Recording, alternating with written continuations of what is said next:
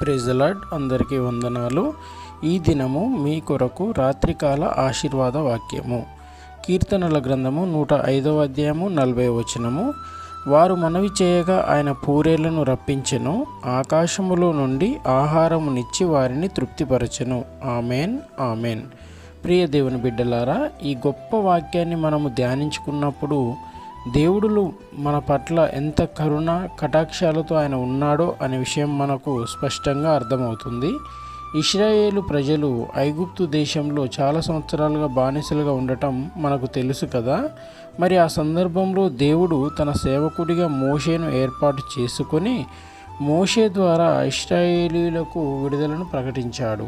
అయితే అన్ని లక్షల మందిని ఐగుప్తు నుండి కనాను దేశానికి నడిపించే క్రమంలో అనేక రకాల సమస్యలను, సనుగుళ్లను, గొనుగుళ్లను మోషే ఎదుర్కోవడం జరిగింది కదా. అందులో ఒక సందర్భంలో ఇశ్రాయేలీ ప్రజలు తమకు మాంసం తినాలని ఉందని గోల చేసి దుఃఖించడం చేసినప్పుడు దేవుడు వారి మొరను విని పూరేళ్లను కురిపించడం జరిగింది అని మన లేఖనాలు సెలవిస్తున్నాయి. ఈ సందర్భంలో ఆకాశము, భూమి కూడా దేవుని ఆజ్ఞకు లోబడి ఉంది. అవి ఆయనను మహిమపరుస్తున్నాయి, ఘనపరుస్తున్నాయని మనం గమనించాలి. సృష్టి మొత్తము ఆయనకు లోబడి ఉండడం మనం గమనించాలి. వారు మనవి చేయగా ఆయన పూరేళ్లను కురిపించి వారిని తృప్తిపరచాడు. తృప్తిపరచడం అంటే మామూలుగా కాదు, అత్యంత సమృద్ధితో వారిని తృప్తిపరచడం మనం గమనించాలి. 103వ కీర్తనలో కూడా మేలులతో నీ హృదయంలో తృప్తిపరచుచున్నాడు అని లేఖనం సెలవిస్తుంది కదా. విను ప్రియ సహోదరి, సహోదరుడా, దేవుడు ఈరోజు నీతోనే మాట్లాడుచున్నాడు.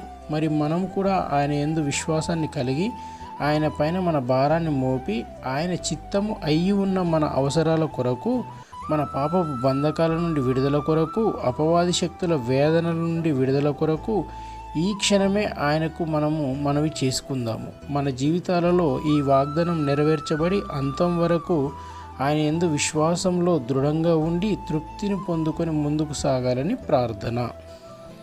పరలోకం నందున మా తండ్రి, మీ పరమ పవిత్రమైన పాదాలకు వందనాలు, స్తుతులు, స్తోత్రములు నాయన.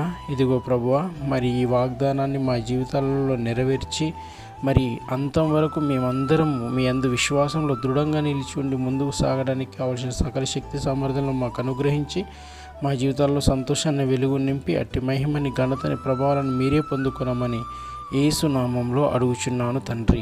Amen, amen.